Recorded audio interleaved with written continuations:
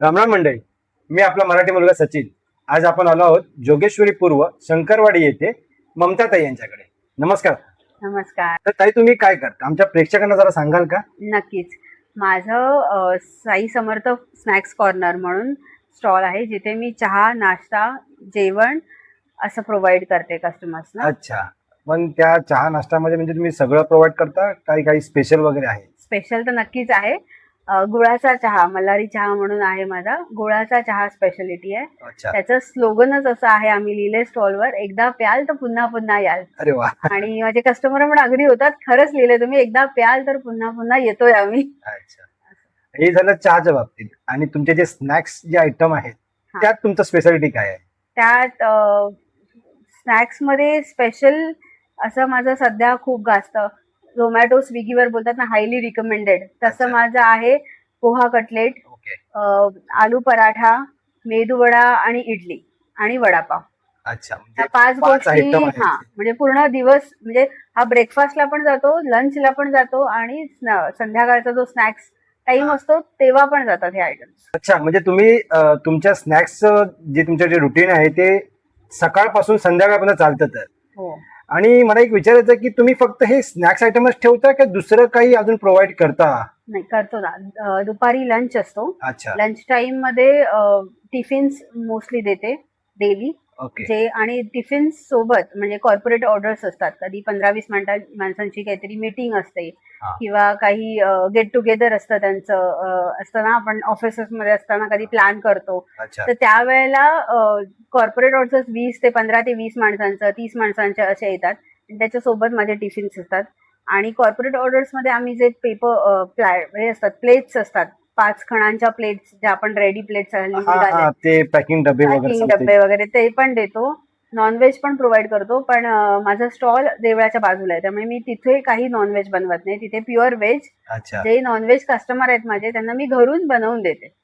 माझे जे पण चिकन आहे, अंड्याचं आयटम आहे, ते सगळं मी घरून बनवून देते गरम गरम. म्हणजे दोन्ही आयटम तुम्ही हे करता. तर काही तुमचे जे हे स्नॅक्स आयटम आहेत किंवा तुमची गुळाची चहा जी स्पेशल आहे, हे तुम्ही सगळं बनवतात, तुम्ही कॉर्पोरेटमध्ये मोठमोठे ऑर्डर देतात, म्हणजे तुम्हाला तुमच्या म्हणजे घरी जेवणाची तुम्हाला लहानपणापासून आवड होती? नाही, अजिबात नाही. मला अजिबात आवड नव्हती. म्हणजे किचन मध्ये जाण्याची तर अजिबात आवड नव्हती. किचन शिवाय बाकीची कामं मी करायची. आणि पहिला लग्नाच्या आधी तर फक्त अभ्यास, करिअर आणि बाकीची छोटी मोठी कामं, किचन सोडून जी कामं आहे ती सगळी करायची. पण आणि लग्नानंतर पण माझ्या अंगावर तेवढं जेवणाचं किचन आलं नाही, कारण माझ्या जावा होता माझ्यासोबत, तर अर्ध्या ते बनवायची. माझी सासू होती, ती पण आता पण मुलांना काही असेल, मी नसते, स्टॉलवर असते दिवसभर, तर त्याच बनवतात. आणि स्पेशल काय बनवायचं असेल तर माझे हसबंड बनवतात. मी जास्त किचन मध्ये अजूनही जायची नाही. अरे वा, म्हणजे तुमचे हसबंड देखील मोठे शेफ आहेत तर? हो, तो माझ्यापेक्षा मोठा शेफ पहिल्यापासून आहे. मी तर आता झाले, तो पहिल्यापासून शेफ आहे. काय तुम्ही बोललात की तुमच्या जावा होत्या, सासूबाई होती तुमची, आणि एवढं म्हणजे तुमचं सगळं जॉईंट फॅमिली होती का? हो, आम्ही एकत्र राहत होतो. अच्छा. तेव्हा पण आता असं झालंय की आमची मुलं मोठी झाली आहे, त्यामुळे जागे अभावी आम्हाला सेपरेट राहावं लागतं. अच्छा. पण आम्ही जॉईंटच फॅमिली आहे आमची. अच्छा, पण तुम्ही बोललात की तुमच्या जावा होत्या, सासूबाई आहेत, तुम्ही होतात, तरी देखील तुमचे मिस्टर स्वयंपाकाकडे कसे? कारण त्याला मुळात आवड होती स्वयंपाकाची. अच्छा. आणि म्हणजे माझ्या सासूला खूप आवड आहे जेवणाची. म्हणजे मी असं नेहमी म्हणते, म्हणजे मी सगळ्यांना सांगते की माझी सासू जीभ ओतते जेवणात. अच्छा. ती इतकं सुंदर जेवण बनवते, काहीही केलं तरी खूप सुंदर जेवण बनवते. म्हणजे आम्ही तिचं, म्हणजे छोट्यातला छोटा साधा पदार्थ जरी असेल ना, तरी पण खूप चवीने खातात माझ्या मुली. आम्ही तरसतो की आईंच्या हातचं जेवण खायला मिळतंय. त्यामुळे कदाचित तोच गुण तिच्या मुलाला, तर तो पण तेवढाच, म्हणजे ती लोक किचन मध्ये असतात ना, त्याची आई असते, एकटेच राहतात ती लोक, आणि तो असतो तेव्हा एकटेच असतात. म्हणजे त्याच्या दुसरं कोणी नको असतो किचन, आजूबाजूला कोणी नको, म्हणजे डिस्टर्बन्स नको. एवढ्या शांततेने त्यांना जेवण. त्यामुळे अंड्याची पोळी, बेसनचा पोळा पण इतका सुंदर बनवतात ती लोक. ते दोघंही मला वाटतं सेम टाईप, म्हणजे आईंच्या तेवढ्या लेवलला नाही, पण म्हणजे माझी लेवल थोडी खालीच होती त्यावेळेला तर जेवणाच्या बाबतीत, चवी बाबतीत. अच्छा, तर ताई तुम्ही मगाशी बोललात की तुमचा फोकस अभ्यास आणि करिअर या 2 गोष्टींकडेच होता. हो. मग या 2 गोष्टींकडे असताना तुम्ही त्याच्याची रिलेटेड लाईन का ना जॉईन केली? नाही, मी जॉब करत होती प्रॉपर. अरे वा, मग काय प्रोफाईल होती तुमची जॉब मध्ये? मी युके प्रोसेस मध्ये होते कामाला. युके प्रोसेस म्हणजे तुम्ही ग्रॅज्युएशन त्यानंतर पोस्ट ग्रॅज्युएशन वगैरे असं काही हो, केलंय का? नक्कीच. मी MBA केलंय फायनान्स मध्ये. MBA in finance. हो. ताई तुम्ही ग्रॅज्युएशन कम्प्लीट करून एमबीए इन फायनान्स एवढं तुम्ही सगळं केलं, युके बेस्ड कंपनीमध्ये कामाला होतात आणि तुम्ही थोड्या वेळी बोलात की तुम्हाला स्वयंपाकाची अजिबात आवड नव्हती. मग तुम्ही फायनान्स इंडस्ट्रीमधनं फूड इंडस्ट्रीमध्ये कसे आलात आणि हा प्रवास तुमचा कसा सुरू झाला? ही ऍक्च्युली टोटली वेगळी गोष्ट आहे, कारण जी गोष्ट तुम्हाला लहानपणापासून आवडत होती ते करिअर सोडून तुम्ही ह्या वेगळ्या फील्डमध्ये आलात, फूड बिझनेसमध्ये, जे तुम्हाला आवडतच नव्हतं. कसं काय? एक मिडल क्लास फॅमिलीमध्ये जेव्हा आपण वाढतो तेव्हा आपल्याला पहिल्यापासूनच हा माइंडसेट असतो की जॉब करायचा आहे, पहिला करिअर करायचंय, शिक्षण चांगलं घेऊन त्याच्यानंतर चांगला जॉब करायचा आहे आणि मग सेटल व्हायचंय आणि मग लग्न करायचंय. तर माझंही तसंच होतं. मी शिक्षण घेतलं चांगलं, त्याच्यानंतर MBA केलं, जॉबही चांगला मिळाला, मी सेटल झाले त्या जॉबमध्ये आणि खूप चांगलं चालू होतं. म्हणजे असं कधी वाटलं नव्हतं की काही करायला लागेल, अजून काही करायचंय. फक्त एवढंच होतं की 40s नंतर मला जॉब नाही करायचाय. 40s पर्यंत जॉब करून त्याच्यानंतर काय करायचं हे डोक्यात नव्हतं माझ्या, की काय करायचंय, कुठून कसं करायचं काहीच डोक्यात नव्हतं. पण तोपर्यंत एक लाईफ सेटल करायची आहे की एक अमाऊंट फिक्स असेल आपल्याकडे की ज्याच्यामुळे आपलं पुढचं आयुष्य आपल्याला काही करता येतंय का, दुसरं काही सुचतंय का असं बघा. पण असं फिक्स असं काहीच नव्हतं. पण कधी कधी आयुष्यात अशी एखादी गोष्ट घडते की तुमचं लाईफ पूर्ण ट्विस्ट होऊन जातं. म्हणजे जे विचारच केला नव्हता कधी, की मलाही कधी वाटलं नव्हतं की मी हे सगळं कधी करू शकेन किंवा कधी माझ्या हाताने हे सगळं होईल. पण माझ्या लाईफमध्ये एक असा एक्सपिरियन्स आला, एवढा बॅड एक्सपिरियन्स आला की मी कधी विचारही केला नव्हता. असा विचार आला की मी काहीही करेन पण जॉब करणार नाही. अरे बापरे, मग हे तुम्हाला असं का वाटलं? काय झालं होतं? ऍक्च्युली माझं ले ऑफ झालं होतं. मला कंपनीतून काढून टाकलं. माझा टोटल 15 वर्षाचा एक्सपिरियन्स होता आणि मला 15 मिनिटं दिलेली कंपनीच्या बाहेर निघायला, सगळं डॉक्युमेंट सबमिट करून. मग तेव्हा मी असा विचार केला की 15 वर्षाचं करिअर जर माझं 15 मिनिटात संपतंय तर मग माझी व्हॅल्यू काय आहे? म्हणजे माझं एज्युकेशन, माझं करिअर, माझं MBA, ज्याच्याने मला खूप प्राऊड फील व्हायचं की मी MBA केलंय म्हणून मला एवढा चांगला जॉब मिळाला. मग आज माझं 15 मिनिटात काहीच नाही राहिलंय. अरे बापरे. ऍक्च्युली सगळं सेटल होतं. माझा जॉब सेटल होता, माझं सॅलरीवर खर्च जसा एक्सपेन्सेस आपण म्हणतो सगळं हा, सेटल होतं, monthly. इन्व्हेस्टमेंट जात होते, सगळं नीट चालू होतं. आणि म्हणजे असं काही नव्हतं की ह्याच्यामध्ये काहीतरी अजून इम्प्रूव्हमेंट पाहिजे. आणि सगळं छान चाललेलं, म्हणजे एकदम जसं चालायला हवं लाईफ तसं सगळं चांगलं चाललं. Smoothly life. हो. मला असं वाटत होतं की मी हायली क्वालिफाईड आहे, मी MBA आहे म्हणून, आणि माझ्या कंपनीला माझी व्हॅल्यू आहे म्हणून मी तिथे जॉब करते. आणि तुम्ही विश्वास नाही ठेवणार, मी MBA लग्नानंतर केलंय. अरे वा. म्हणजे आणि माझी जेव्हा एंट्रन्स क्लिअर झाली तेव्हा माझ्या माहेरच्यांसोबत माझ्या सासरच्यांनाही तेवढंच म्हणजे बरं वाटलं. म्हणजे त्यांच्या चेहऱ्यावरचा आनंद मला दिसतोय अजून पण, की त्यांना वाटलं की ही MBA आहे, आमच्या घरात MBA होणार आता. अच्छा. आणि माझ्या नवऱ्याचा खूप मोठा सपोर्ट होता. म्हणजे मी सांगू नाही शकत शब्दात ह्या व्हिडिओमध्ये की एवढा मोठा सपोर्ट त्याचा होता एवढ्या टाइम स्पॅन मध्ये. आणि घरातल्यांचाही तेवढाच सपोर्ट होता, माझ्या जावेचा सपोर्ट होता. स्पेशली मी जेव्हा अभ्यास करायची ती पूर्ण वेळ किचन घर पूर्ण सांभाळायची. जेव्हा मी अभ्यास करायची म्हणजे एक्झाम्स असायची तेव्हा मी फक्त एक्झाम्सवर फोकस करायचे. ह्या वेळेला सासरी आल्यानंतर मुलीला कामावरून येऊ देत नाही तर कुठूनही येऊ देत, तुला घरी भांडी घासायची, जेवण करायचंय, हे माझ्यासाठी नव्हतं. म्हणजे मला कधीच असं वाटलं नाही की मी घरी आली आणि सगळं मॅचअप पडलंय, मला जेवण करायचंय, मला काही खायला नाही, असं कधीच नाही वाटलं. मला नेहमी काही ना काहीतरी, एकतर जाव किंवा नवरा काही ना काहीतरी देत आणि खूप सपोर्ट केला सगळ्याच बाबतीत. म्हणजे एखाद्या लहान मुलाला कसं शिकवतात की आपण आपल्या घरातल्या मुलाला शिकवतोय, तसं मला फील झालं MBA करताना सासरी. अरे वा, छान सपोर्ट मिळाला तुम्हाला. आणि एवढं सगळं असताना सुद्धा जेव्हा मी कंपनीत कामाला लागले, मी UK प्रोसेस, US प्रोसेस, नंतर म्हणजे जे जे आधी मी इंडियन कंपनीमध्ये होते, त्याच्यानंतर मी फॉरेन MNCs मध्ये काम करायला चालू केले. तर मला खूप प्राऊड फील होत होतं की मी हे सगळं करते, म्हणजे मला खूप हे चांगलं जमतंय आणि मला खूप आवडतंय हे सगळं. म्हणजे तुमचं लाईफ एकदम स्मूथली चालू होतं. हो, सुखाचा संसार सगळं सेटल. अच्छा, मग अचानक काय झालं, म्हणजे काय बॅड एक्सपिरियन्स तुम्हाला आला? बॅड एक्सपिरियन्स म्हणजे जिथे मी एवढी वर्ष माझी कामाची दिली, म्हणजे आपण आपण म्हणतो ना, घरापेक्षा आपण आपल्या ऑफिसेसमध्ये राहतो, Yes. कारण त्यांच्या बरोबर असतो. घरामध्ये आपण अर्धा टाइम तो झोपतो आणि अर्धा टाइम बाकीची कामात- निघून जातो, कामात- काम करण्यातच निघून जातो. बरोबर आहे. आणि म्हणजे मला असं माझा एक लाईफचा मोठा पार्ट ऑफिस होता. हा. आणि असं असताना म्हणजे सगळं बोलतात ना, सगळं चांगलं चांगलं लाईफ मध्ये नसतं ना, काही ना काहीतरी. त्यामुळे असं झालं की मला म्हणजे मी जिथे कंपनीत कामाला होती, बरीच वर्ष मी दिली, माझा 100% दिलं त्या कंपनीत. तर तरी मला ले ऑफ केलं. म्हणजे माझ्यासोबत त्यावेळेला लिस्टमध्ये 15 ते 17 जण होती. त्या लिस्टमध्ये माझंही नाव होतं. अरे बापरे, अचानक ले ऑफ. हो, म्हणजे 15 वर्षाचं करिअर मला 15 मिनिटं दिली होती बाहेर पडायला. म्हणजे एकदम खचल्यासारखं झालं असेल तेव्हा तुम्हाला. म्हणजे मला बिलीव्ह असं म्हणजे बोलायला म्हणून नाही बोलत आहे, पण सुसाईडचं पण आलं डोक्यात की जॉब चांगला होता, सगळं चांगलं होतं. तुम्ही बघितलं माझं आधीचं लाईफ, म्हणजे लग्नानंतरचं आणि लग्नाआधीचं पण लाईफ सगळं चांगलं चाललेलं. आणि ज्या वेळेला ले ऑफ केलं त्यावेळेला असं होतं की माझं अस्तित्व काय आहे मग. म्हणजे 15 वर्ष आपण ह्याच्यासाठी जॉबसाठी नोकरी करतो, जॉबसाठी आपण शिक्षण घेतो. Yes. आणि मी शिक्षण घेताना आपल्याला हे सांगलं की चांगली नोकरी मिळवण्यासाठी तुला म्हणजे हे करायचं, नीट शिकायचं, शिकलंच तर चांगली नोकरी मिळेल. त्याच्यासाठी शिक्षण घेतलं, MBA पण केलं की नॉर्मल ग्रॅज्युएशन करून काही फायदा नाही, काहीतरी करायला हवं म्हणून MBA केलं, फायनान्स मधून MBA केलं.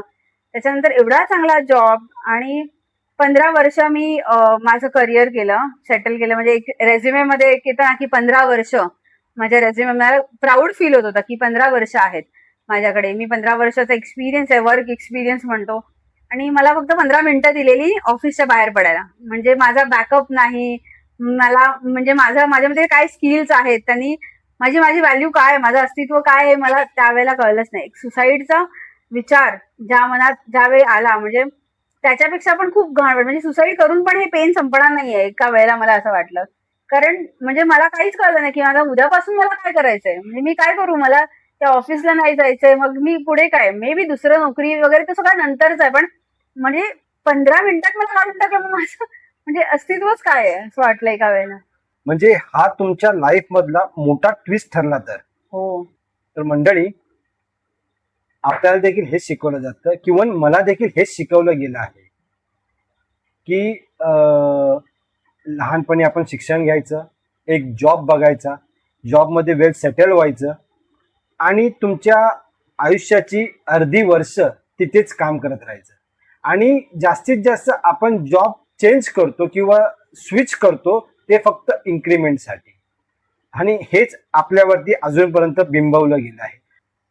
पण लाईफमध्ये जर अशी सिच्युएशन आली तर त्याला कसं सामोरं जायचं, त्याला कसं टॅकल करायचं, हे मेंटली आपल्याला कधीच शिकवलं गेलं नसतं. आपल्याला लहानपणापासून असं शिकवलंच गेलं असतं की शिक्षण घ्यायचं, एक जॉब करायचा, आणि जसं मागाची ताई बोलल्या की एक लग्न करायचं, लग्न झाल्यानंतर आपलं आयुष्य आपल्या जोडीदाराबरोबर घालवायचं, सतत पुढे घालवत राहायचं आणि एक सिक्युअर जॉब जगायचा किंवा सिक्युअर जॉबवरती राहायचं आणि जीवन सुरळीत चालू ठेवायचं. आपल्या आधीही आपल्या घरातल्यांनी असं वेगळ्या वाटेवर गेलेले नसतात आणि आपल्यालाही तशी शिकवण दिलेली नसते. आणि खरंच आहे की जसं मगाशी ताई बोलल्या की अशी सिच्युएशन आल्यानंतर माणूस खरंच आत्मा तुटतो. तर ताई, मला पण आता हे जाणून घ्यायचं आहे की ह्या अशा पूर्ण या क्रिटिकल सिच्युएशन मधनं तुम्ही बाहेर कशा पडलात? आता मी तुम्हाला एकदा हसून तो इन्सिडेंट सांगते की एवढ्या क्रिटिकल सिच्युएशन मध्ये मी कशी बाहेर पडले. पण तो टाइम खूप खराब होता माझ्यासाठी. म्हणजे मी एक्सप्लेन करेन कधीतरी म्हणजे हे माझं झालेलं काय ते, पण मला असं आवडेल सांगायला, कारण माझ्यासारख्या पण भरपूर असतील. म्हणजे मी जर MBA करून हे फेस करते तर कदाचित ग्रॅज्युएशन वाले पण हे फेस करतील आज ना उद्या, किंवा केलेलं असेल आजपर्यंत कोणीतरी, आणि पुढेही चालू आहे. कारण आता हे मला वाटतं हे पेटंट झालंय. म्हणजे माझ्या नंतर मी बऱ्याच केसेस ऐकल्या आहे सगळ्या.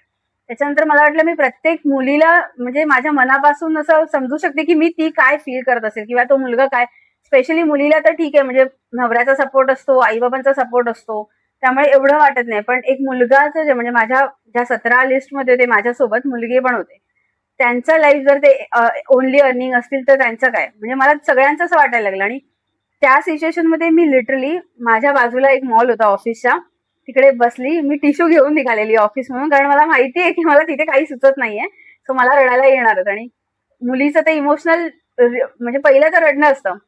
मी 2 तास बसून रडले. फक्त मी मला वाटतं माझ्या भावाला आणि माझ्या नवऱ्याला कॉल केला की असं असं झालंय. भावाने विचारलं की मी घ्यायला येऊ का, मी म्हटलं नको. कारण कसं असतं माहितीये, जेव्हा आपण मला असं म्हणजे माझं असं फिलिंग आहे, मी प्रत्येक 6 महिन्यानंतर एकटी फिरायला जाते. एक छोटा मूवी किंवा एक छोटी डिनर डेट स्वतः बरोबर करते. त्यामुळे मला असं वाटतं ह्या सिच्युएशन मध्ये 4 जण आले ते लोक मला काय सांगणार, मिळेल का जॉब दुसरा, एवढं काय रडते, 3 महिन्याची सॅलरी तर देतील ना, मिळेल म्हणजे ह्या सगळ्या गोष्टी मला ऐकायच्या नाहीयेत, मला हे नकोय, मला हे सगळं माहिती आहे बॅक ऑफ द माइंड. पण आता मी काय करू, ह्या सिच्युएशनला मी कसं हँडल करू, म्हणजे आता जे मला वाटतंय ना जीव द्यावासा, तो मी बाहेर कसा पडू. मग त्यावेळेला मी 2 तास बसून रडले, खूप रडले. लोक बघत होती माझ्याकडे मॉलमध्ये, सगळेजण आरामात चांगलं लाईफ जगत होते. तेव्हा म्हटलं माझं काय झालंय असं, म्हणजे असं कसं एखाद्याला कोर्टात किंवा हॉस्पिटलमध्ये गेल्यानंतर वाटतं ना की आता माझं लाईफ चांगलं चाललं होतं पण हे काय आलंय, तसं माझं लाईफ पूर्ण चेंज झालं. आणि तो टाइम मी मला एकटीला घालवायचा होता. मला बघायचं होतं की मी स्वतःवर किती कंट्रोल करू शकते, मी किती रडू शकते, अजून किती रडणार. पण 2 तास रडून झाल्यानंतर मग एखाद्या वेळेस अश्रू पण संपतात. तर ते अश्रू संपले आणि नंतर मग थोड्या दिवसांनी अजून अजून रडत गेले मी, म्हणजे वीक थोडं म्हणा, तो आहेच. मंथ म्हणा, हा म्हणजे रडायला येत होतं की माझं काही अस्तित्वच नाही राहिलं. म्हणजे मी ज्याच्यासाठी जॉबसाठी म्हणजे शिक्षण केलं, मी शिक्षण कशासाठी, म्हणजे लहानपणापासून शिक्षण केलं, MBA केलं जॉबसाठीच. कारण कोणी असा विचार नाही करत की व्यवसाय मला काहीतरी करायचंय म्हणून मी MBA केलं, असं कोणी मला वाटत नाही असं विचार करेल, हार्डली असतीलही. पण मी ज्याच्यासाठी शिक्षण घेतलं ते माझ्याकडे हातातच नाही आता. मग त्या ओव्हरकम मला स्वतःला पाहिजे. कारण आता मी जे बोलते, जर मी तेव्हा 4 चौघांसमोर असले असते, मी 4 जणांना भेटले असते आणि रडले असते, तर कदाचित मी तुम्हाला हे सांगू नाही शकले असते की मी तो टाइम स्वतः कसा वरती आणला. नंतर मी विचार केला, चल आपण म्हणतो ना, नंतर असं वाक्य म्हणच आहे, जे होतं ते चांगल्यासाठी होतं. मी तो वाक्य तेव्हा 2 तास रडल्यानंतर मला आठवला की जे होतं ते चांगल्यासाठी होतं. तर मी म्हटलं पण आता चांगलं काय आहे, मला शोधून काढायला लागेल ना, देवाने माझ्यासाठी काय चांगलं ठेवलं याच्यामध्ये. आणि माझा नवरा तसा खूप पॉझिटिव्ह आहे, म्हणजे तो स्ट्रॉंगली पॉझिटिव्ह आहे असं म्हणता येईल. माझा ब्लड ग्रुप बी पॉझिटिव्ह आहे, त्याचा निगेटिव्ह आहे, पण तो खूप पॉझिटिव्ह आहे. म्हणजे कुठल्याही सिच्युएशन मध्ये ना पॉझिटिव्ह बघता येतं. पण मग मी तेव्हा ना त्या सिच्युएशन मध्ये, म्हणजे मी तोपर्यंत खूप अग्रेसिव्ह होते मध्ये मध्ये. आणि मला असं लाईफमध्ये म्हणजे हा जॉब झाला की हे करायचं ते करायचं, ही गोष्ट तशी तशी प्लॅनिंग झाली पाहिजे. पण ती नाही झाली तर माझी चिडचिड व्हायची. आणि तो असा नव्हता, तो असं म्हणतो झालं ना आता हे जाऊ दे, आपण ह्याच्यावर काय करू शकतो, सोल्युशन शोध. त्यावेळेला मला असं वाटतं ना, तो जो टर्निंग पॉईंट होता ना माझ्या लाईफचा, तेव्हा मी खरी त्याच्या म्हणजे ते जे चांगलं आहे ना त्याच्यातला गुण, तो मी स्वतः म्हणजे बोलत ना करायला लागले, की विचार करायला लागले की आता का चांगलं काय असेल, मग देवाने काय लिहून ठेवलं असेल चांगलं माझ्यासाठी, ते काहीतरी असेल, म्हणून तर मलाच का काढलं त्या 17 माझ्या टीम मधून मलाच का काढलं, असा मी विचार केला. आणि मग त्याच्यानंतर पुढे मूव्ह ऑन केला. ओके. तर ताई, माझा तुम्हाला परत तोच प्रश्न आहे की एवढं सगळं झाल्यानंतर तुम्ही व्यवसायाकडे कसे वळलात, आणि व्यवसायाकडे वळलात तर फूड इंडस्ट्रीकडे कसे वळलात? त्याचं काय झालं की मला सहनच होत नव्हतं की माझी व्हॅल्यू 0 ठरवली, म्हणजे माझं अस्तित्वच काय राहिलं नाही. मग मला आता माझी व्हॅल्यू ठरवायची होती आणि माझं अस्तित्व निर्माण करायचं होतं. आणि तुम्हाला तर माहिती आहे, जर स्वतःचं अस्तित्व निर्माण करायचं म्हणजे स्वतःचं काहीतरी असणं खूप गरजेचं आहे. आणि स्वतःमध्ये काहीतरी म्हणजे निर्माण करायचंय जर स्वतःचं अस्तित्व, तर आपल्यामध्ये काय कला आहे हे आपल्याला माहित असणं गरजेचं आहे. आणि मला तेच माहित नव्हतं की माझ्यामध्ये काय कला आहे. कारण मी कधीच असा विचार नव्हता केला, म्हणजे तशा पॉइंट ऑफ व्ह्यूने कधी विचार नव्हता केला की मी अजून काय करू शकते. सुरुवात इथपासून होती की मला काय येतंय, म्हणजे अदर दॅन जॉब मी काय करू शकते किंवा मला काय येतंय. हो, ते तर खरंच आहे. आपण त्या माइंडसेटने कधी प्रिपेअरच नसतो. पण तरी पण मला तुम्हाला तेच विचारायचं आहे, व्यवसायाकडे कसे व्हायला? माझ्या मिस्टरांचा ऑलरेडी बिझनेस आहे, म्हणजे त्याचा डेकोरेशनचा बिझनेस आहे. तर तो ऑलरेडी बिझनेसमध्ये होता, तर मला थोडंसं काही ना काहीतरी माहिती होतं की त्याचं काय चालतंय, फोनवर कसा बिझनेस चालू आहे, मी कधीतरी त्याच्या सेटवर जायचे, मी बघायची, तिथे मला आवडायचं ते बघून की मॅनेज करायला किती मस्त आहे ना, ते माणसं मॅनेज करायला वाटतंय. पण ते असं वाटलं नव्हतं की ती माझ्यात कला आहे की मी मॅनेज करू शकते किंवा काही. पण ते बघून खूप छान वाटायचं. आणि त्याच्यानंतर कोरोना आला. कोरोनामध्ये तेव्हा आम्ही एकत्रच राहायचो. म्हणजे जॉईंट फॅमिली आताही आहे तेव्हाही होती, पण तेव्हा आम्ही एकत्र राहायचो. तर मी एकटी जॉबला होते. मग त्यात ती दोघं डेकोरेशन मध्ये होती, माझा नवरा आणि दीर. मग तेव्हा डेकोरेशन वगैरे सगळं, तर कोरोनामध्ये लग्नच बंद, कुठली सगळं गेट stop झालं टुगेदर नाही, होतं. सगळं स्टॉप. त्याच्यानंतर मग असं झालं की आता मग त्या दोघांकडे काहीच नाही. आणि मग माझ्या धीराचं असं होतं की काहीतरी करायचंय. मग त्याने आता त्यावेळेला काहीच नाही करू शकत, म्हणजे डेकोरेशन लाईन मध्ये तर काहीच करू शकत नाही ना, केटरिंग लाईन मध्ये काय करू शकतो. मग जे नेसेसिटी होती तेच विकलं जात होतं. नेसेसिटी काय होतं, एक तर मेडिकल, दुसरं जे घरात बनवायला जे गोष्टी लागतात त्याचं, घरात बनवायला म्हणजे भाज्याच ज्या संपतात आणि परत लागतात. मग हो. त्याने डोकं लावलं की आपण भाज्या विकू शकतो. मग त्या लोकांनी कार्ड काढलं, त्याने मोठ्या मोठ्या म्हणजे मोठ्या लेवलचं आम्ही सोसायटीचे म्हणजे परमिशन घेऊन त्याने माइंडसेट लावून मोठे टेम्पो मधून भाज्या आणून त्याच्यामध्ये माझ्या नवऱ्याचा सपोर्ट आणि त्याच्यात सगळ्यांनी मिळून म्हणजे त्यांनी खूप मोठ्या लेवलचा त्यांनी भाजीचा बिझनेस चालू बिझनेस केला. चालू केला. आणि त्याच वेळेला आम्हाला, कारण उरलेल्या भाज्या घरी यायच्या आणि त्याच भाज्या बनायच्या, तर त्यावेळेला असं वाटायचं की broccoli, mushroom, bell pepper, baby corn, हे सगळ्या भाज्या तेव्हा मला कळलं की ह्या भाज्या असतात आणि आपण त्या घरात बनवू शकतो आणि त्या खूप हेल्दी भाज्या आहेत. म्हणजे खूप चांगलं काहीतरी शिकायला मिळालं. म्हणजे तेव्हा असं कळलं की हा भाजीचा व्यवसाय, आपण असं वाटायचं अरे भाजीवाला आहे की 10 रुपयाची भाजी, 5 रुपयाची भाजी, तेव्हा असं वाटायचं. पण त्या बिझनेस मधून, त्या भाजीच्या बिझनेस मध्ये पण एवढं सगळं आहे. आणि लोक तेव्हा म्हणजे ती किती मोठी नेसेसिटी होती. म्हणजे लोक मोठ्या मोठ्या सोसायटीमध्ये ती भाजी घेण्यासाठी, खाली येण्यासाठी त्यांना परमिशन घ्यायला लागायची. प्लस त्यांच्याकडे खूप असा कमी टाइम होता, त्याच्यामध्ये ती पूर्ण वीकची भाजी घेऊन जायचे. म्हणजे हे किती इम्पॉर्टंट आहे. आपण 4 लोकांशी भेटतोय, 4 लोकांना मग तिकडे कुठे ना कुठेतरी क्लिक होत होतं की काहीतरी असं चांगलं. आणि मी तेव्हा थोडीशी हेल्प करायची, कारण माझं वर्क फ्रॉम होम होतं. पण मला खूप मजा यायची. हो, आणि त्यावेळेला ऍक्च्युली कोरोना काळामध्ये निर्बंध पण खूप होते आणि जीवनावश्यक गोष्टी मिळणं देखील मुश्किल होतं. हो. आणि त्यावेळेलाच मला असं क्लिक झालं की म्हणजे जेव्हा माझा जॉब गेला त्यावेळेला मी विचार केला की आपण जे कोरोनामध्ये केलेलं, ही गोष्ट म्हणजे जेव्हा पूर्ण म्हणजे ज्या गोष्टी आपल्याला हौस म्हणून वाटत होत्या, म्हणजे गरज आणि हौस ह्याचा फरक तेव्हा कळला की काय गरज होती, काय हौस होती. स्विगी, झोमॅटो सगळं बंद झालेलं. त्यामुळे घरात बनवणंच, म्हणजे घरात बनवण्याशिवाय तुम्हाला पर्याय नाही. हो. आणि भाजी म्हणा, मेडिकल म्हणा, म्हणजे ह्या सगळ्या गोष्टी आहेत ज्या संपणार आहेत. म्हणजे मेडिकलचं औषध एक एक 50 ml झाल्यानंतर संपणारच आहे. भाजी तुम्ही 4 दिवस बनवा, 8 दिवस बनवा, त्याच्यानंतर संपणारच आहे, तुम्हाला आणायचीच आहे.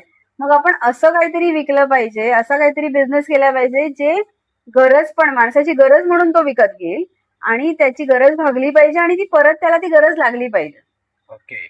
आतापर्यंतचं जे माझं करिअर होतं, जे मला आवडते गोष्ट, म्हणजे माझं फायनान्स, अकाउंट्स जे आवडतं त्याच्यामध्ये मी अजूनपर्यंतचं माझं करिअर होतं. मग मी विचार केला, जी गोष्ट मला खायला आवडते ती गोष्ट करून का नको बघू. मग मी ती गोष्ट करून बघायचा विचार केला. अच्छा. आता त्याच्यानंतर असं क्लिक झालं भूक माणसाला. आणि मी स्वतः खूप फुडी आहे.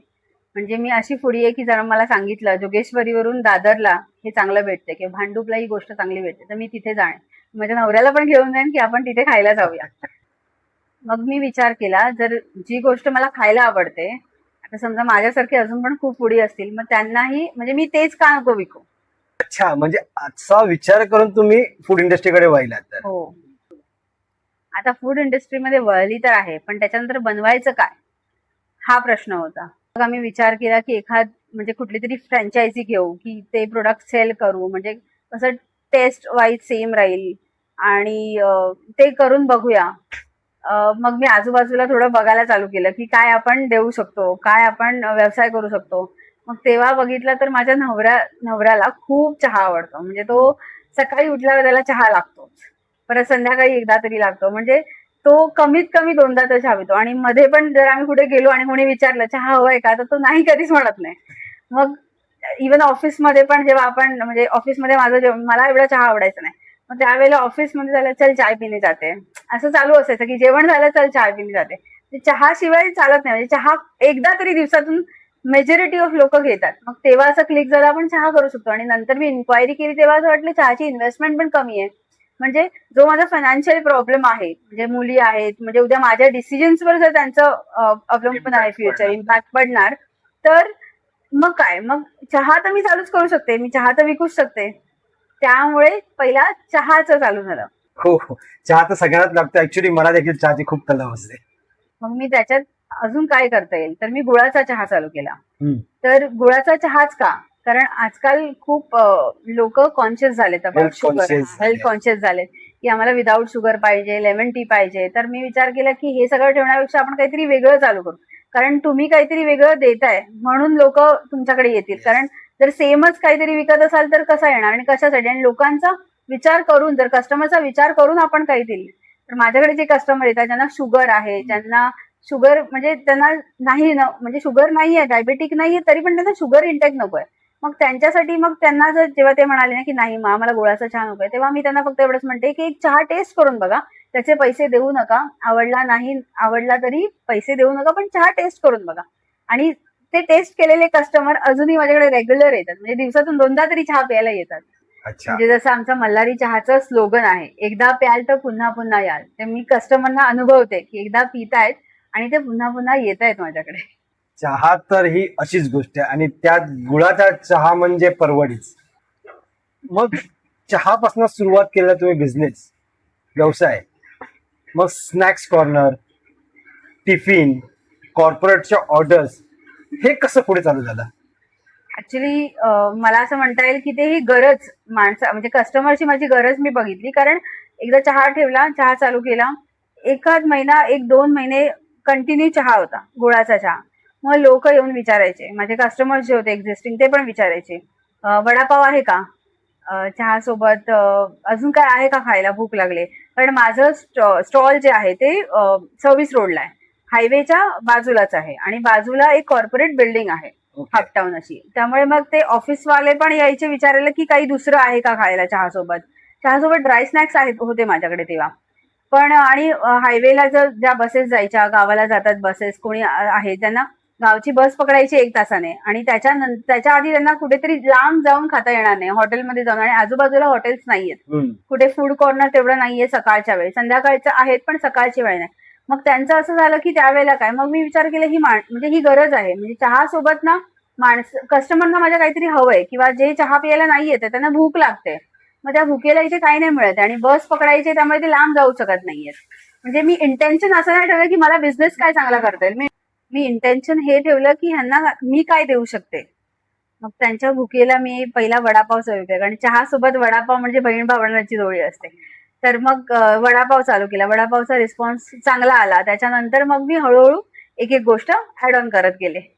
आणि जसं मी तुम्हाला सुरुवातीला म्हणाले की माझं आलू पराठा, पोहा कटलेट आता हे लोकांना प्रचंड आवडतंय. मेदू वडा, इडली हे सगळं पण चालू केलं, आणि ते खूप लोकांना आवडलं. कारण ज्याला वडापाव अनहेल्दी वाटतो, म्हणजे असं खूप कमी असते, कोणीतरी वडापाव खातोच रोज, पण ज्याला वडापाव नकोय त्याला ऑप्शन पण आहे इडलीचं. ज्याला ऑइलीच आवडतो तो मेदू वडा पण खाऊ शकतो. आलू पराठा म्हणजे सगळ्या प्रकारचं, म्हणजे हेल्दी, बाकी सगळ्या प्रकारचं मी नाश्ता ठेवलेला आहे.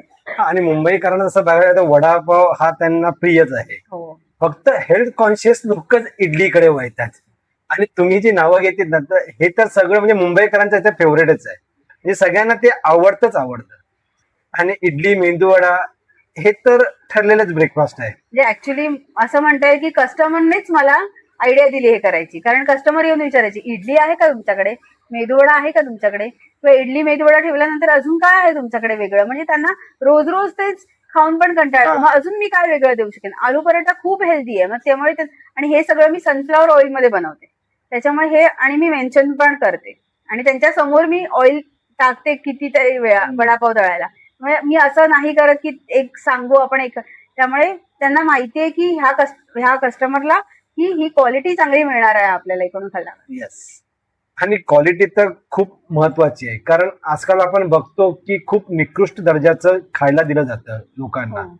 आणि जर तुमचे ग्राहक जर ते बघत असेल की तुमचं ऑइल कुठलं तुम्ही वापरताय, आणि तुमच्या हायजिनिकपणा किती आहे, आणि तुम्ही हेल्दी किती देताय, तर ग्राहक हा तुमच्याकडे येणारच. हो हो हो, नक्कीच. मग स्नॅक्स कॉर्नर कडनं लंच कॉर्पोरेटकडे ते प्रॉपर टिफिन वगैरे सेवा तुम्ही जी चालू केली, ते कसं काय? ते पण मी थँक्स टू कस्टमर्स म्हणेन. कारण एक सकाळचा टाइम झाला 11-12 वाजेपर्यंत मेदूवडा, इडली, वडापाव तर पूर्ण दिवस जातो, पण मेदूवडा, इडली, आलू पराठा हे सकाळपर्यंत जास्ती असतं. 12 नंतर मेजॉरिटी लोकांना असं वाटतं खायला काय आहे का, जेवायला काय आहे का, असं विचारायला यायचे. मग जेवायला काय आहे तर आता करणार काय? मग माझं असायचं आता माझ्याकडे उत्तरच नाहीये, मी जेवायला काय देऊ त्यांना. मग मला तेच सांगायला लागायचं, मेदूवडा आहे, इडली आहे, वडापाव आहे, पण ते नकोय, जेवायला काय आहे का. मग जेवायला काय, मग तेव्हा मग आयडिया चालू झाली की मी लंच का नको ठेवू.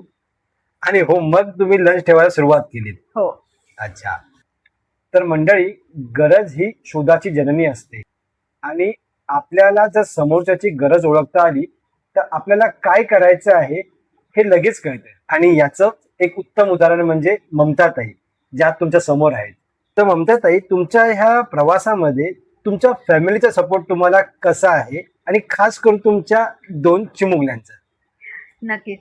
माझ्या नवऱ्याचा सपोर्ट तर पूर्ण आहे. कारण फ्रॉम द डे 1 म्हणजे त्याची आयडिया, म्हणजे जी जागा, ज्या जागेवर स्टॉल आहे, ती आयडिया पण त्याचीच होती. एक तर तो बिझनेसमॅन असल्यामुळे त्याचा सेन्स ऑफ माइंड खूप चांगला आहे बिझनेसच्या बाबतीमध्ये. आणि जागा शोधताना कमी इन्व्हेस्टमेंटमध्ये चांगली जागा कशी शोधता येईल हे त्याने बरोबर शोधून काढलं. तिथे त्या जागेवर माझे दीर सेम स्नॅक्स कॉर्नर चालवायचे, पण वेगळे फूड आयटम्स होते. आणि त्यावेळेला पण नंतर कालांतराने त्यांनी बंद केलं होतं, कारण त्यांचा बिझनेसमध्ये खूप लोड वाढत गेला. मग त्यांनी इकडचं बंद केलं आणि त्यांचा जो बिझनेस चालू होता त्याच्याकडे कॉन्सन्ट्रेट केला. ती जागा माझ्या माइंडमधून स्किपच झालेली, पण ती जागा त्याला बरोबर आठवली. मग आम्ही दिराला फोन केला, त्यांना विचारलं की आम्ही तिथे लावू शकतो का स्टॉल, आम्हाला लावायचंय छोटं. तर ते म्हणाले हो, म्हणजे त्यांचं काही हरकतच नव्हती. म्हणाले हा ठीक आहे. आणि तसं पण आम्ही जॉईंट फॅमिलीमध्ये राहतो तर काही प्रॉब्लेम. ते खूप अप्रोचेबल आहेत नेहमी, म्हणजे ते नाही म्हणत नाहीत. मग जागा मिळाल्यानंतर तुमचा पुढचा प्रवास म्हणजे मला असं विचारायचं आहे की घरातल्यांचा सपोर्ट कसा मिळवता, तुमच्या लहान मुलींचा सपोर्ट तुम्हाला कसा मिळवता? प्रत्येकाचा सपोर्ट ह्याच्यामध्ये मला, म्हणजे मला कधी कधी असं वाटतं की मी खूप ग्रेटफुल आहे की मला प्रत्येक जणाचा सपोर्ट मिळाला. माझ्या मुलींना सांभाळायला माझी आई असते, माझी सासू आहे. इवन त्या माझ्या मुलींनाच फक्त सांभाळत नाहीत, तर आमच्याकडे जेव्हा कॉर्पोरेट ऑर्डर्स असतात, कुठलीही केटरिंगची ऑर्डर असते, त्यावेळेला त्या दोघीही हजर असतात आणि पूर्ण ऑर्डर कम्प्लीट होईपर्यंत एकत्र असतात. किती ऑर्डर द्यायचे, 25 द्यायचे, 50 द्यायचे, 100 द्यायचे, कितीही ऑर्डर्स असतो ते त्या बरोबर दोघी काउंट करणार आणि बरोबर प्लेट्स मध्ये भरणार. जे पण पॅकिंग आहे, जसं पॅकिंग कस्टमरना हवंय तसं पॅकिंग देणार. आणि त्याच्यानंतर आम्ही दोघं जातो नवरा बायको डिलिव्हरी द्यायला. त्याच्यानंतर घरी जो सगळा पसारा असतो त्या दोघी मिळून उचलतात. पण कधी कधी आता लास्ट टाइम असं झालं की ऑर्डर होती, कॉर्पोरेट ऑर्डर, आणि त्यांची मीटिंग संपली तर आम्हाला पोहोचायचं होतं लवकर. आम्ही जसं उचललं आणि गेलो घरात, नंतर जेवणही शिल्लक नव्हतं. म्हणजे आम्ही नॉर्मली काय करतो तेच जेवण घरी जेवतो, कारण आम्ही बनवतो. त्याच्यानंतर वेळ नाही मिळत, तर नंतर मग असं झालं की काहीच उरलं नाही. आणि मुली होत्या, त्यांना काय खायला देणार. मग सासूने पटकन कुकर लावला, आम्ही सगळं जेवण त्या दोघींनी आम्ही परत येईपर्यंत बनवलं. म्हणजे आम्हाला आल्यावर जो पसारा उचलायचा असतो, म्हणजे that is a big part मी म्हणेन, कारण घरात पसारा असतो, जेवण संपलेलं असतं, करणार काय. त्यावेळेला आम्हाला आयतं जेवण मिळतं. अच्छा, म्हणजे एक तो बिग पार्ट आईची आहे, आणि सासूबाईंची पार्टनरशिप आहे पार्टनरशिप आहे आणि पुरेपूर तुम्हाला सपोर्ट आहे. खूप जास्त. हे कॉम्बिनेशन खूप रेअर दिसतं, कारण आई आणि सासूबाई ह्या दोघी एकत्र येऊन सुनेला आणि मुलाला आणि मुलीला किंवा जावयाला मदत करतात. हे खूप रेअरली बघायला मिळतं. हो नक्कीच, मला स्वतःला खूप छान वाटतं त्या दोघी जेव्हा एकत्र काम करतात तेव्हा बघून. नाही, खरंच तुम्ही खूप लकी आहात. हो मी आहेच. म्हणजे आई आणि सासूच्या बाबतीत नाही, मुलींच्या बाबतीतही मी लकी आहे. कारण मुली पण मला तितकाच सपोर्ट करतात. त्यांना सुट्टी असते तेव्हा मी स्टॉलवर घेऊन जाते. इव्हन घरात पण ऑर्डर्स असतात तेव्हा पण त्या सपोर्ट करतात. काही पॅकिंगच्या पिशव्या आण, मटेरियल आण, कुठून आणायचंय, कुठे ठेवलंय जागेवर, त्यांना ते पण माहिती आहे. तर त्या बाबतीत पण खूप लकी आहे मी, मुलींच्या बाबतीत पण. माझी 8 वर्षाची मुलगी आहे, ती पण स्टॉलवर येते माझ्यासोबत. एवढी लहान मुलगी, ती पण तुमच्या बिझनेसमध्ये, व्यवसायामध्ये तुम्हाला मदत करते? हो, नुसती मदत नाही. तिला जेव्हा तिला सुट्टी असते, सॅटर्डे संडे ऑफ असतो, तेव्हा मी तिला घेऊन जाते. किंवा इतर वेळी कधी आता वेकेशन होतं, समर वेकेशन, मी तिला स्टॉलवर घेऊन जाते. म्हणजे माझं स्वतःचं असं मत आहे की तिला दुसऱ्या कोणी सांगण्यापेक्षा तिची आई जे करते ते मेहनतीचं काम आहे आणि चांगलं काम आहे हे तिला फील होऊ देत. म्हणून मी तिला घेऊन जाते तिकडे. आणि तिकडे तिला इतकं आवडतं की ती कस्टमरने जर चहा पिऊन ठेवलेला कप आहे तो आता हल्ली तर मी न सांगता तो उचलते, तो वॉश करायला बालड्या आहेत त्याच्यामध्ये वॉश करते प्रॉपर, जसं मी वॉश करते आणि तसं ठेवते. आणि बाकी बऱ्याच छोट्या छोट्या गोष्टी ती तिथे करते आणि ते माझ्यासाठी खूप मोठं आहे. नाही, खरंच खूप लहान वयात ते भरपूर मोठी एक कामं करते. मला खूप आनंद होतोय की तिला मी ह्या वातावरणात जे संस्कार देते हे फक्त कामाचा सपोर्ट नाहीये, पण हे मी तिला सांगते की ही कुठल्याही सिच्युएशन मध्ये उद्या ती फेस, म्हणजे जी सिच्युएशन माझ्यावर आली, मला कळलं नाही थोड्या वेळासाठी की काय करायचंय, ते तिच्यासोबत नाही होणार. त्या संस्कारात ती नाही वाढले की आता ही सिच्युएशन आली तर पुढे काय. ती व्यवसाय म्हणजे ती फक्त जॉब म्हणजे शिक्षण आणि नोकरी हे नाही करणार, तिला व्यवसायाकडे पण आवड आहे. म्हणजे ती करू शकते जर तिला व्यवसाय करायचा आहे, तिचा जर इंटरेस्ट आहे पुढे. आणि आपलं बघूनच आपली मुलं घडतात ना. हो, नक्कीच, खरंच. सो मला रस्त्यावर उभं राहून, म्हणजे मी एवढी शिकली आहे, MBA केलंय, मला असं त्याचा अहंकार नाहीये, पण मी MBA केलंय तरी पण मी रस्त्यावर उभं राहून चहा विकायला मला लाज वाटत नाही. मला उलट ते चांगलं वाटतंय की मी चहा, म्हणजे एखाद्याला चहा हवी आहे त्याला मी चहा देते. हेच संस्कार माझ्या मुलीवर पण होत आहेत. म्हणजे हेच बीज मी रुजवते की घडवते की उद्या तिला जर काही करायचं असेल तर तिला लाज नाही वाटणार की हे रस्त्यावर उभं राहून मी कसं करू, कुठलाही बिझनेस करा ती संकोचणार नाही. संकोचणार नाही.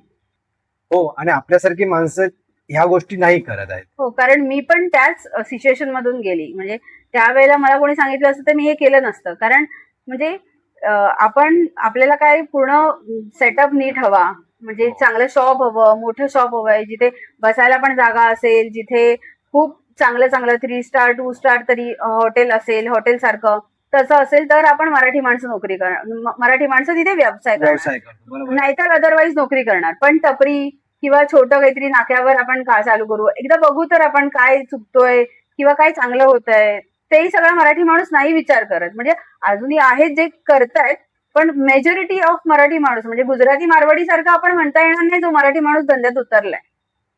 त्यातही एक वेल एज्युकेटेड मुलगी, चांगल्या घरातली मुलगी रस्त्यावर उभं राहून चहा विकते, त्या स्टॉलवर चहा विकते, हे कोणाला पटतच नव्हतं. पण मला खूप अभिमान आहे याचा की मी ही चौकट मोडली आहे. म्हणजे माझ्यासारखे जे जर कोणी असेल ज्यांना हे सगळं करायचं आहे, पण त्याही आता मे बी माझा व्हिडिओ बघून जर एकीने जरी हे पाऊल उचललं तरी पण मला असं वाटेल की हे सार्थक झालं. तर मंडळी, व्यवसायामध्ये स्त्री पुरुष असा कुठलाही भेदभाव नसतो. लक्ष्मी असा भेदभाव ठेवून येत नाही. त्यासाठी प्रत्येकाने आता आपल्या व्यवसायामध्ये उतरलं पाहिजे. आणि ताई, मला तुमचा खूप अभिमान वाटतो, कारण तुम्ही या सगळ्या चौकटीमधून आज इथे ठामपणे उभे आहात. आणि यापुढे तुमच्यासारख्या अशा कितीतरी मुली, मराठी मुली खास करून, अशाच व्यवसायामध्ये उतरतील. नक्कीच. आणि मंडळी, ही चौकट आता खरंच कुठेतरी मोडाची गरज आहे. शिक्षण, नोकरी, पगार आणि एक सिक्युअर लाईफ, ही चौकट मोडणं खूप गरजेचं आहे. तर ताई, तुम्ही मगाशी बोललात की तुमच्या या सगळ्या प्रवासामध्ये तुमच्या मिस्टरांचा तुम्हाला खूप सपोर्ट आहे. इवन MBAचं शिक्षण पूर्ण करण्यासाठी देखील त्यांनी तुम्हाला खूप सपोर्ट केला. तर माझी अशी इच्छा आहे की तुम्ही त्यांना इथे बोलवावं, कारण मी माझ्या शेवटच्या व्हिडिओमध्ये, लास्टच्या व्हिडिओमध्ये मी तसंच दाखवलं होतं की पडद्यामागचे जे कलाकार असतात ते नेहमीच पडद्यामागे राहतात. आणि आम्ही हा नवीन उपक्रम चालू केलाय की पडद्यामागच्या कलाकारांना देखील पडद्या पुढे आणायचं. नक्कीच. तर तुम्ही तुमच्या मिस्टरांना बोलवता का? नक्कीच. नक्कीच. देव येतोस?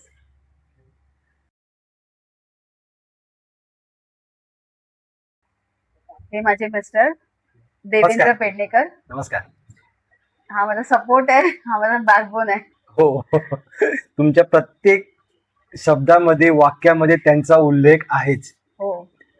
आणि तुमची मोठी मुलगी जी तुम्हाला सपोर्ट करते तुमच्या सेंटरवरती, तिला देखील बोलवा. नक्कीच. शाईवा.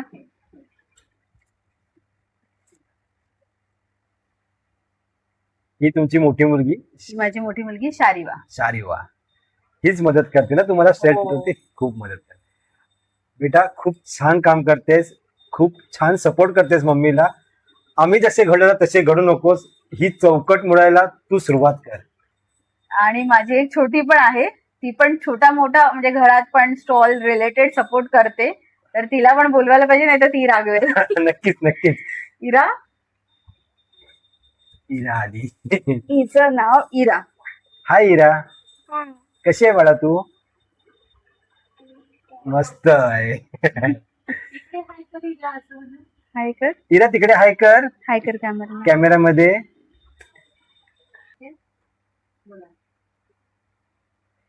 ममता ताई, मला खूप बरं वाटतंय की तुमच्या व्यवसायामध्ये तुमच्या फॅमिलीचा तुम्हाला खूप सपोर्ट मिळत आहे. म्हणजे तुमच्या मिस्टरांचा सपोर्ट, तुमच्या आईचा सपोर्ट, तुमच्या सासूबाईचा सपोर्ट, तुमच्या जाऊबाईचा सपोर्ट, इव्हन तुमच्या दिराचा देखील तुम्हाला काही ना काहीचा सपोर्ट आहेच. आणि ऍक्च्युली तसं बघायला गेलं तर स्त्री जेव्हा व्यवसायासाठी बाहेर पडते तेव्हा घरातल्या दुसऱ्या स्त्रीचा सपोर्ट तिला असणं खूप गरजेचं आहे. आणि आज तुम्हाला तुमच्या या व्यवसायामध्ये तुमच्या आईचा आणि तुमच्या सासूबाईचा देखील तुम्हाला खूप मोठा सपोर्ट आहे. आणि आपल्या अगोदरची पिढी म्हणजे तुमची आई, तुमची सासूबाई यांनी देखील तुम्हाला इतका सपोर्ट केलाय तुमच्या या व्यवसायामध्ये. तर खरंच आज मी त्यांच्या इथे खूप आभार मानतो की त्यांनी ममता ते तुम्हाला खूप सपोर्ट केला. त्यांची जी विचाराची चौकट होती ती त्यांनी ह्या वयात देखील मोडली आहे. तर ममताताईच्या आई आणि सासूबाई, मी तुमचे खूप आभार मानतो कारण तुम्ही तुमच्या जुन्या विचारांची चौकट मोडून ममताताईंना हा बिझनेस करण्यासाठी प्रोत्साहन देत आहात. त्याबद्दल पुन्हा एकदा धन्यवाद. तर ममताताई, तुम्ही तुमच्या या बिझी शेड्यूल मधनं आम्हाला वेळ दिलात त्याबद्दल तुमचं शतशः धन्यवाद. धन्यवाद देवेंद्र साहेब. आणि आज संडेच्या दिवशी तुमच्या खूप ऑर्डर होत्या, म्हणजे आम्ही जेव्हा आलो तेव्हा तुम्ही कामातच होतात, पण त्यातनंही तुम्ही आम्हाला वेळ दिलात त्यासाठी पुन्हा एकदा तुमचे धन्यवाद. धन्यवाद देवेंद्र. धन्यवाद. धन्यवाद बाळा. धन्यवाद.